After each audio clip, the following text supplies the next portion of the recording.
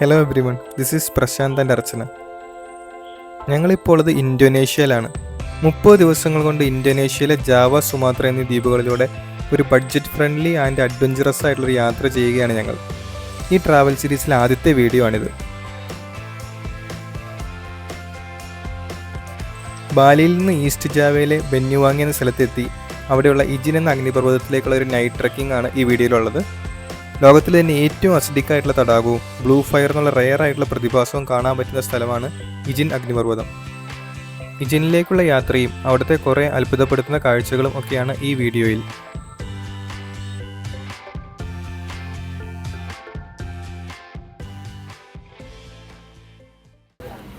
ഞങ്ങളിപ്പോൾ ഉള്ളത് ബാലിയിലെ ഡെൻപസാർ ബസ് സ്റ്റാൻഡിന് മുമ്പിലാണ്. പക്ഷേ ഈ ട്രിപ്പിൽ നമ്മൾ ബാലി അല്ല എക്സ്പ്ലോർ ചെയ്യുന്നത്.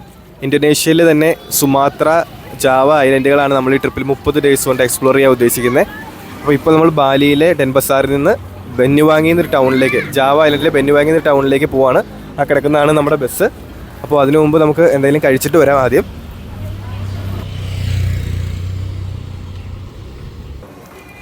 ഞങ്ങളുടെ ബസ് സ്റ്റാൻഡിന് അടുത്ത് തന്നെയുള്ള ഒരു ഷോപ്പിലാണ് കഴിക്കാനായിട്ട് വന്നത്.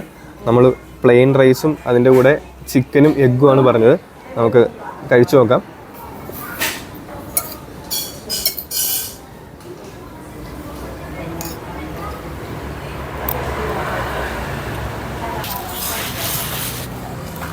നമ്മൾ ഫുഡ് കഴിച്ചു. അത്യാവശ്യം നല്ല ഫുഡായിരുന്നു. ഞങ്ങൾക്ക് 2 പേർക്കും കൂടെ 22,000 ഇന്തോനേഷ്യൻ റുപ്പിയാണ് ആയത്. ഇപ്പോൾ നാട്ടിലൊരു 110 രൂപയാണ് ആയത്.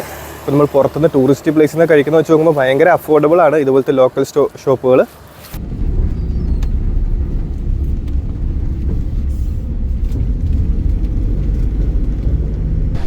നമ്മുടെ ബസ് ഡെൻപസാറിൽ നിന്ന് സ്റ്റാർട്ട് ചെയ്തു. ഏകദേശം ഒരു 5 മണിക്കൂറാണ് നമ്മൾ ബെന്യുവാങ്ങി വരെയുള്ള ട്രാവൽ ടൈം എക്സ്പെക്ട് ചെയ്യുന്നത്. 140 കിലോമീറ്ററാണ് അവിടെ വരെ ഉള്ളത്. അപ്പോൾ ബാലിയിലെ കോസ്റ്റൽ ഏരിയയിൽ കൂടെയാണ് ബസ് പോകുന്നത്. അപ്പോൾ നല്ല കാഴ്ചകളൊക്കെ കാണാമെന്നാണ് പ്രതീക്ഷിക്കുന്നത്.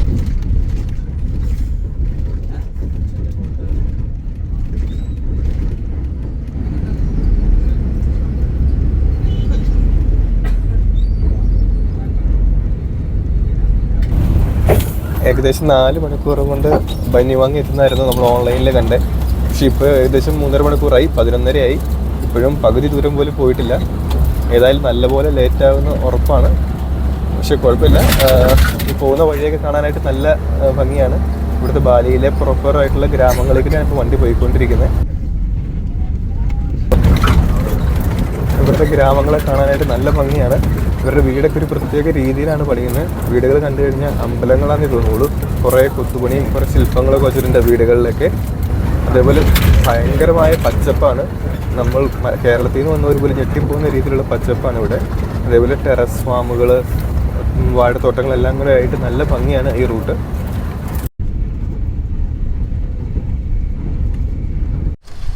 നമ്മുടെ ബസ് ഇപ്പോൾ ഗില്ലിമാനൂക്ക് എന്ന് പറഞ്ഞ സ്ഥലത്തെത്തി. ഇതൊരു തുറമുഖമാണ്. ബാലിയിലെ ലാസ്റ്റ് പോയിൻ്റാണിത്. ഇവിടെ നിന്ന് കടൽ കടന്ന് വേണം നമുക്ക് ക്രോസ് ചെയ്ത് ജാവയിലേക്ക് എത്താനായിട്ട്. അപ്പോൾ നമ്മുടെ ബസ് ഉൾപ്പെടെ ബോട്ടിലേക്ക് കയറ്റിയിട്ടാണ് അപ്പുറത്തേക്ക് ക്രോസ് ചെയ്യുന്നത്. അപ്പോൾ അതിനുവേണ്ടി നമ്മുടെ ബസ് ഇവിടെ വെയിറ്റ് ചെയ്തിരിക്കുകയാണ്.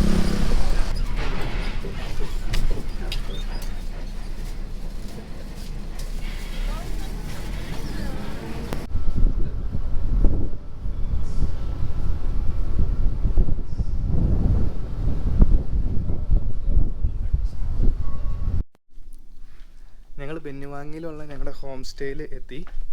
ഇജിൻ മൈനേഴ്സ് ഹോം സ്റ്റേ എന്നാണ് ഈ ഹോം സ്റ്റേയുടെ പേര്. ഇപ്പോൾ ബെന്യുവാങ്ങി സിറ്റിയിൽ നിന്ന് ഒരു 15 കിലോമീറ്റർ മാറിയിട്ടാണ് ഈ ഹോം സ്റ്റേ ഉള്ളത്. ഞങ്ങൾ ബെന്യുവാങ്ങി എത്തിക്കഴിഞ്ഞപ്പോൾ അവിടെ നിന്നൊരു സ്കൂട്ടർ റെൻറ്റിനെടുത്തു. ആ സ്കൂട്ടറിലാണ് ഇവിടെ വന്നത്. നമ്മൾ എന്തിനാണ് ബെന്യുവാങ്ങിയിൽ വന്നതെന്നുള്ള കാര്യം ഇതേവരെ പറഞ്ഞില്ല. ബെന്യുവാങ്ങിയിൽ നിന്ന് ഒരു 25 കിലോമീറ്റർ മാറിയിട്ട് ഒരു വോൾക്കാനോ ഉണ്ട്. ഇജിൻ എന്നാണ് ആ വോൾക്കാനോയുടെ പേര്. ഒരു ആക്റ്റീവ് വോൾക്കാനോ ആണ് ഇജിൻ. ആ ഇജിൻ വോൾക്കാനോയിൽ ട്രെക്ക് ചെയ്യാൻ വേണ്ടിയിട്ടാണ് നമ്മൾ ഈ ബെന്യുവാങ്ങിയിൽ വന്നത്. ലോകത്തിലെ ഏറ്റവും അസിഡിക് ആയിട്ടുള്ള ലേക്കുകളിലൊന്ന് ഉള്ളത് ഈ ഇജിൻ വോൾക്കാനോയിലാണ്. അതേപോലെ ആക്റ്റീവായിട്ടുള്ളൊരു സൾഫർ മൈനിങ് സൈറ്റും കൂടെയാണ് ഇജിൻ. ഈ സൾഫർ അവിടെ നിന്ന് മൈൻ ചെയ്ത് കഴിയുമ്പോൾ അവിടുത്തെ സൾഫറും ഓക്സിജനും കൂടെ റിയാക്ട് ചെയ്തിട്ട് ഒരു ബ്ലൂ കളർ ഫ്ലെയിംസ് ഉണ്ടാവും. ബ്ലൂ ഫയർ എന്നാണ് ഇത് പറയുന്നത്. അപ്പോൾ ഇത് ലോകത്തിൽ കുറച്ച് സ്ഥലത്ത് മാത്രമേ ബ്ലൂ ഫയർ കാണാൻ പറ്റുള്ളൂ. ആ ബ്ലൂ ഫയറാണ് ഈ ഇജിനെ ഇത്രയധികം ഫേമസ് ആക്കിയത്. അപ്പോൾ ഈ ബ്ലൂ ഫയർ കാണാനും അതേപോലെ അസിഡിക് ലേക്ക് കാണാനുമായിട്ടാണ് ആൾക്കാർ മെയിനായിട്ടും ഇജിനിലേക്ക് പോകുന്നത്. ബ്ലൂ ഫയർ കാണണം എന്നുണ്ടെങ്കിൽ നമ്മൾ അതിരാവിലെ 5 മണിക്കുള്ളിൽ നമ്മൾ ഈ ഇജിനിലെത്തണം, എങ്കിൽ മാത്രമേ നമുക്ക് ഈ ബ്ലൂ ഫയർ കാണാൻ പറ്റുള്ളൂ. അതുകൊണ്ട് ഈ വോൾക്കാനോ ട്രക്ക് സ്റ്റാർട്ട് ചെയ്യുന്നത് മിഡ് നൈറ്റിലാണ്. രാത്രി ഏകദേശം 12:30-1 മണിയാകുമ്പോൾ നമ്മൾ ഈ ഹോം സ്റ്റേയിൽ നിന്ന് ഇറങ്ങണം. അതിനുശേഷം ഒരു 2 മണിക്ക് ട്രക്കിംഗ് സ്റ്റാർട്ട് ചെയ്താലേ നമുക്ക് ഈ ബ്ലൂ ഫയർ കാണാൻ പറ്റുന്ന രീതിയിൽ നമുക്കവിടെ എത്താൻ പറ്റുള്ളൂ. അതുകൊണ്ട് ഇന്ന് രാത്രി നമ്മൾ ഇവിടുന്ന് ഒരു 12:30-1 മണിയാകുമ്പോൾ ഈ ഹോം സ്റ്റേയിൽ നിന്ന് ഇറങ്ങിയിട്ട് ട്രക്ക് ചെയ്യാനാണ് പ്ലാൻ ചെയ്യുന്നത്. അതേപോലെ ഈ ഹോം സ്റ്റേ ഒന്ന് കാണിച്ചു തരാം. ഹോം സ്റ്റേയുടെ പേര് ഇവിടെ എഴുതിയിട്ടുണ്ട്. Ijin minor family home stay എന്നാണ് ഹോം സ്റ്റേയുടെ പേര്. ഇവിടെ കുറച്ച് സൾഫറൊക്കെ വെച്ചിട്ടുണ്ട്. ഇവർ മൈനേഴ്സ് ആയിരുന്നു പണ്ട് ഇജിൻ വോൾക്കാനോയിൽ. ഇതേപോലത്തെ ചെറിയ ബാംബു ഹട്ടുകളിലായിട്ടാണ് ഇവർ സ്റ്റേ കൊടുക്കുന്നത്. വളരെ ചീപ്പാണ്, വളരെ ബേസിക് ആയിട്ടുള്ള റൂമാണ്. റൂമിനൊക്കെ ഏകദേശം എന്താ വരുന്നത്, നാട്ടിലെ ഒരു 300-350 രൂപയേ വരുന്നുള്ളൂ. ഇത്രയ്ക്ക് ബേസിക് ആയിട്ടുള്ള റൂമുകളാണ് ഇവർ പ്രൊവൈഡ് ചെയ്യുന്നത്.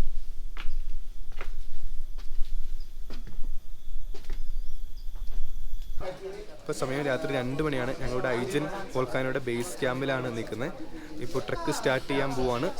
അപ്പോൾ ഞങ്ങൾ വന്നത് ഞങ്ങളുടെ ഹോം സ്റ്റേയുടെ കൂടെ തന്നെയാണ്. ഹോം സ്റ്റേയിൽ നിന്ന് പാക്കേജസ് ഉണ്ട് ഇവിടെ പോകാനായിട്ട്. അപ്പോൾ അതിൻ്റെ കൂടെയാണ് ഞങ്ങൾ വന്നത്. ഇവിടെ നമ്മൾ കൂടാതെ വേറെ കുറേ ആൾക്കാർ വന്നിട്ടുണ്ട്.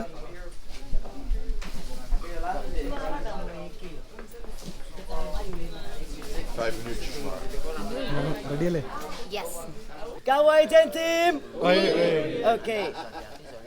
Okay, everybody. The elevation of the parking area of the Ijen is around 1,800, and the elevation of this volcano is around 2,300. And then the total elevation we need to go up is around 500 meters elevation. Okay, you have vacation. And then from here to the top of the Ijen, we need 3.4 kilometer. Okay, 3.4 kilometer.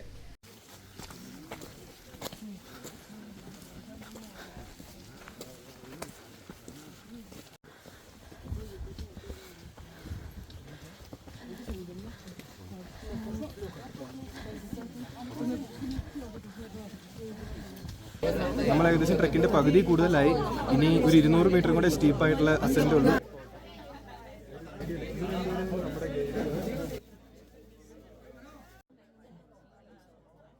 നല്ല തിരക്കുള്ള ഒരു ദിവസമാണിന്ന്. ഒരുപാട് ടൂറിസ്റ്റുകൾ ഇവിടെ വന്നിട്ടുണ്ട്. Finally ഞങ്ങൾ blue fire കാണാൻ പറ്റുന്ന സ്ഥലത്തെത്തി. ഇത് ലാവയല്ല കേട്ടോ, കാണുമ്പോൾ ലാവ പോലെ തോന്നുന്നേ ഉള്ളൂ. ഭൂമിയുടെ അടിഭാഗത്തുള്ള സൾഫർ ഗ്യാസുകൾ ഈ വോൾക്കാനോയിലുള്ള ക്രാക്ക് വഴി പുറത്തേക്ക് വന്നിട്ട് ഓക്സിജനുമായിട്ട് റിയാക്ട് ചെയ്തിട്ടാണ് ഈ ബ്ലൂ കളറിലുള്ള ഫ്ലെയിംസ് ഉണ്ടാകുന്നത്. ഈ ബ്ലൂ ഫയർ ഇവിടെ ഇജിനിലും പിന്നെ എത്യോപ്യയിലുള്ള ദാലോൽ മൗണ്ടൻസിലും മാത്രമേ കാണാൻ സാധിക്കുകയുള്ളൂ. ഈ അഗ്നിപർവ്വതത്തിൽ നിന്നും പുറത്തു വരുന്ന സൾഫർ അടങ്ങിയ ഗ്യാസ് തണുത്ത് കഴിയുമ്പോൾ ആദ്യം ലിക്വിഡ് സ്റ്റേറ്റിലേക്കും പിന്നെ സോളിഡ് സ്റ്റേറ്റിലേക്കും ആയി മാറും. ഇങ്ങനെ ഉണ്ടാകുന്ന സൾഫറാണ് ഇവിടുത്തെ വർക്കേഴ്സ് മൈൻ ചെയ്ത് കൊണ്ടുപോകുന്നത്. ഇജിൻ വോൾക്കാനോയിൽ നിന്ന് മൈൻ ചെയ്തെടുത്ത സൾഫർ കൊണ്ട് ഉണ്ടാക്കിയ ചെറിയ സുവനീഴ്സ് ഇവിടെ വാങ്ങാനായിട്ട് കിട്ടും.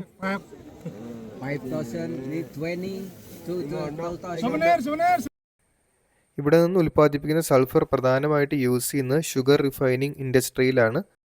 റിഫൈൻഡ് ഷുഗറിന് ആ ഒരു വെളുത്ത കളർ കിട്ടുന്നത് ഇങ്ങനെ സൾഫർ ഉപയോഗിച്ച് പ്രോസസ്സ് ചെയ്യുന്നത് കൊണ്ടാണ്.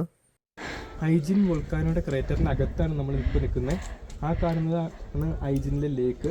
ലോകത്തിലെ തന്നെ ഏറ്റവും അസിഡിക് ആയിട്ടുള്ള ഒരു ലേക്കാണിത്. അതിൻ്റെ pH വരുന്നത് 0.5 ആണ് pH വരുന്നത്. ഹൈലി അസിഡിക് ആണ്, മെറ്റലിനെ ഡിസോൾവ് ചെയ്യാൻ പറ്റുന്ന രീതിയിൽ അസിഡിക് ആയിട്ടുള്ളൊരു ലേക്കാണിത്. സമുദ്രനിരപ്പിൽ നിന്ന് ഏകദേശം 2300 മീറ്റർ ഉയരത്തിലായിട്ടാണ് ഈ ലേക്ക് ഉള്ളത്. സൾഫർ ഗ്യാസും മഴവെള്ളവും കൂടെ മിക്സ് ആയിട്ടാണ് ഈ ആസിഡിലേക്ക് രൂപപ്പെട്ടത്. അതേപോലെ തന്നെ പല തരത്തിലുള്ള മെറ്റൽസും മിനറൽസും ഈ വെള്ളത്തിൽ അലിഞ്ഞു ചേർന്നിട്ടുണ്ട്. ശരിക്കും സൾഫ്യൂരിക് ആസിഡിൻ്റെയും ഹൈഡ്രോക്ലോറിക് ആസിഡിൻ്റെയും ഒരു മിശ്രിതമാണ് ഈ തടാകത്തിലുള്ളത്.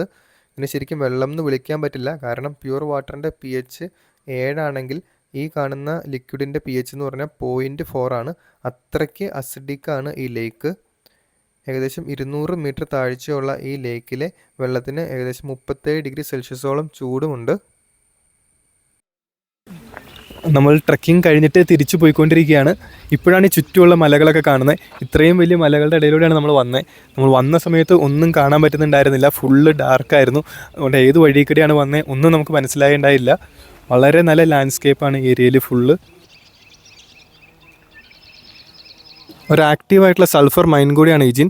സോ ഇജിനിൽ നിന്ന് കുഴിച്ചെടുത്ത സൾഫറാണ് ഈ ഇരിക്കുന്നത്, ഈ കാണുന്നത്.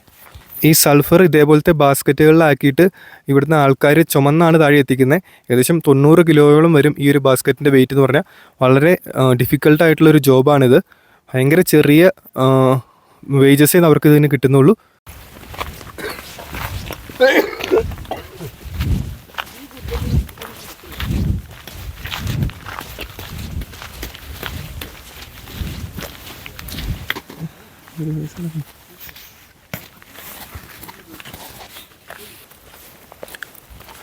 ഈ കാണുന്ന വണ്ടികൾ എന്ന് പറഞ്ഞാൽ ഇവിടെ നിന്ന് ആൾക്കാരെ കയറ്റാനും ഇറക്കാനും വേണ്ടിയിട്ട് ഉപയോഗിക്കുന്നതാണ്. അതായത് നടക്കാൻ എന്തെങ്കിലും ബുദ്ധിമുട്ടുള്ളവർ ഒക്കെ ഉണ്ടെങ്കിൽ അവർക്കിവിടെ കാണാൻ വേണ്ടി വരാനായിട്ടുള്ളതാണ് ഈ കാണുന്ന വണ്ടികൾ.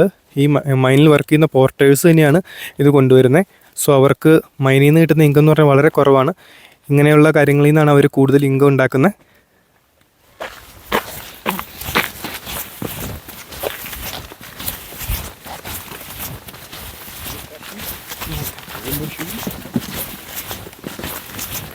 നമുക്ക് ഈ മൈനും ഇവിടുത്തെ ബ്ലൂ ഫ്ലെയിമൊക്കെ കാണുമ്പോൾ ഭയങ്കര നല്ലൊരു കാഴ്ചയാണെങ്കിലും ഇതിന് വേറൊരു സൈഡും കൂടെ ഉണ്ട്.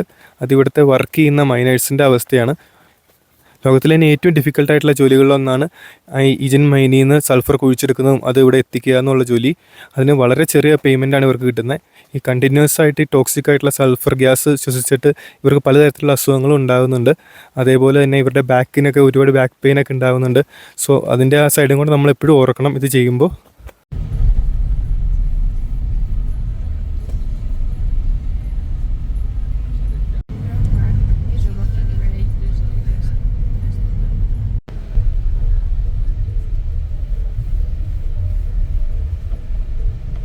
ട്രക്കിംഗ് കഴിഞ്ഞിട്ട് ഞങ്ങൾ ഹോം സ്റ്റേയിലെത്തി. അപ്പോൾ ഒരു മസ്റ്റ് ട്രൈ എക്സ്പീരിയൻസ് ആണ് ഇജിൻ വോൾക്കാനോ ടൂറ്. അപ്പോൾ നിങ്ങൾ ഇന്തോനേഷ്യയിൽ ഈസ്റ്റ് ജാവയിൽ വരുന്നുണ്ടെങ്കിൽ തീർച്ചയായിട്ടും ഈ ഇജിൻ ട്രക്കിങ്ങിന് പോകണം. അതിൽ നിങ്ങൾ ബാലിയിലാണ് വരുന്നതെങ്കിൽ പോലും അവിടുന്ന് 2-3 ദിവസം നിങ്ങൾക്ക് എക്സ്ട്രാ എടുക്കാനുണ്ടെങ്കിൽ നിങ്ങൾ ഇജിൻ വോൾക്കാനോയും ബ്ലൂ ഫയറും ഒക്കെ ഒന്ന് വന്ന് കാണണം. കാരണം നമ്മുടെ നാട്ടിൽ കാണാൻ അങ്ങനെ പറ്റുന്ന ഒരു സംഭവമല്ല ഇതൊന്നും. ആ ബ്ലൂ ഫയർ ആണെങ്കിലും അതല്ലെങ്കിൽ ആ വോൾക്കാനോയിലെ ആ അസിഡിക് ലേക്ക് ആണെങ്കിലും ഒക്കെ എന്താണ് ഭയങ്കര ബ്യൂട്ടിഫുൾ ആയിട്ടുള്ള വ്യൂസാണ്. നമുക്കതിന് സാധാരണ കാണാൻ പറ്റാത്ത അത്രയും ഒരിക്കലും മറക്കാൻ പറ്റാത്ത രീതിയിലുള്ള കാഴ്ചകളാണ് അതെല്ലാം. നിങ്ങൾ വരുവാണെങ്കിൽ തീർച്ചയായിട്ടും ബാലിയിലോ ഇന്തോനേഷ്യയിലോ വരുവാണെങ്കിൽ തീർച്ചയായിട്ടും ഇജിനിൽ വന്നിട്ട് നിങ്ങൾ ഇത് കാണണം. നമ്മുടെ ഹോം സ്റ്റേയിലെ ഹോസ്റ്റിനെ ഒന്ന് കാണിച്ചു തരാം. ഹലോ ഹലോ ഹലോ ഹലോ പാക്തോ എന്നാണ് എന്നത്തെ പേര്. ഇവരാണ് ഹോം സ്റ്റേയിലെ കാര്യങ്ങളൊക്കെ നോക്കുന്നത്. ഭയങ്കര ഫ്രണ്ട്ലി ആയിട്ടുള്ള ആൾക്കാരാണ്.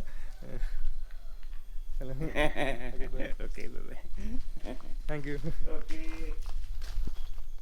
അതുപോലെ ഹോം സ്റ്റേയുടെ കാര്യം പറയുകയാണെങ്കിൽ ഹോം സ്റ്റേയും ബേസിക്കാണ്, പക്ഷെ വളരെ ചീപ്പാണ്. റൂമിനൊക്കെ 300 രൂപയാണ് വരുന്നുള്ളൂ. സർവീസ് എല്ലാം ഭയങ്കര നല്ലതാണ്. അപ്പോൾ ആൾക്കാരെല്ലാം ഭയങ്കര ഫ്രണ്ട്ലിയാണ്. ഫുഡ് അത്യാവശ്യം ടേസ്റ്റിയാണ്. അപ്പോൾ നിങ്ങൾക്ക് വേണമെന്നുണ്ടെങ്കിൽ ഇവിടെ സ്റ്റേ ചെയ്യാം. അതല്ലാന്നുണ്ടെങ്കിൽ ബെന്യുവാങ്ങിയിൽ സ്റ്റേ ചെയ്തതിന് ശേഷം അവിടുന്ന് പാക്കേജ് എടുത്ത് വന്നാലും മതി. അവിടെയും റീസണബിൾ ആയിട്ടുള്ള രീതിയിൽ പാക്കേജ് കിട്ടും. അതേപോലെ ഞങ്ങൾ ആദ്യം വിചാരിച്ചുകൊണ്ടിരുന്ന സ്കൂട്ടർ എടുത്തിട്ട് സ്കൂട്ടറിൽ വരാമെന്നാണ്. പക്ഷേ സ്കൂട്ടറിൽ വോൾക്കാനോ ഇജിനിലേക്ക് ക്ലൈംബ് ചെയ്യാന്ന് പറഞ്ഞാൽ അത്ര പ്രാക്ടിക്കലായിട്ടുള്ളൊരു കാര്യമെന്ന് തോന്നുന്നില്ല. ഒന്നാമത് രാത്രി 1 മണി സമയത്താണ് നമ്മൾ സ്റ്റാർട്ട് ചെയ്യുന്നത്. ആ സമയത്ത് നമുക്ക് അറിയാത്ത വഴിയാണ്, അത്യാവശ്യം നല്ല കയറ്റമാണ്. സ്കൂട്ടർ കയറി പോകില്ല എന്നാണ് എനിക്കിപ്പോൾ തോന്നുന്നത്. സ്കൂട്ടറിൽ പോകുന്നത് ഓൾമോസ്റ്റ് ഇമ്പോസിബിൾ ആണ്. അപ്പോൾ ഏതെങ്കിലും ഒരു പാക്കേജ് എടുത്ത് പോകുക തന്നെയായിരിക്കും ബെസ്റ്റ്. ഞങ്ങൾ ആദ്യം സ്കൂട്ടറിൽ പോകാമെന്നുള്ള രീതിയിൽ സ്കൂട്ടർ റെൻ്റ് എടുത്ത് വന്നേ. പക്ഷേ റോഡ് കണ്ടു കഴിഞ്ഞപ്പോൾ ഞങ്ങൾക്ക് തോന്നി വേണ്ട, അതിൻ്റെ ആവശ്യമില്ല. കാരണം വലിയ ലാഭം നമുക്ക് ഉണ്ടാവുന്നില്ല. സ്കൂട്ടറിൽ പോയാലും ഇവിടെ പാക്കേജ് എടുത്ത് പോയാലും നമുക്ക് വലിയ പ്രൈസിൽ വലിയ വ്യത്യാസം വരുന്നില്ല. നിങ്ങൾ മാക്സിമം ഒരു പാക്കേജ് എടുത്ത് പോവുകയാണ് ഇതിൻ്റെ കേസിൽ നല്ലതെന്നാണ് ഞാൻ പറയുക. അത്യാവശ്യം റീസണബിൾ ആയിട്ടുള്ള പ്രൈസിൽ മാക്സിമം ഒരു 450K ഇന്തോനേഷ്യൻ റുപ്യ, നാട്ടിലെ ഒരു 2300 രൂപ അത്രയൊക്കെയാണ് മാക്സിമം വരുള്ളൂ. അപ്പോൾ നിങ്ങൾ ഇത് പോയി കാണണം എന്നാണ് എൻ്റെ ഒരു റെക്കമെൻഡേഷൻ.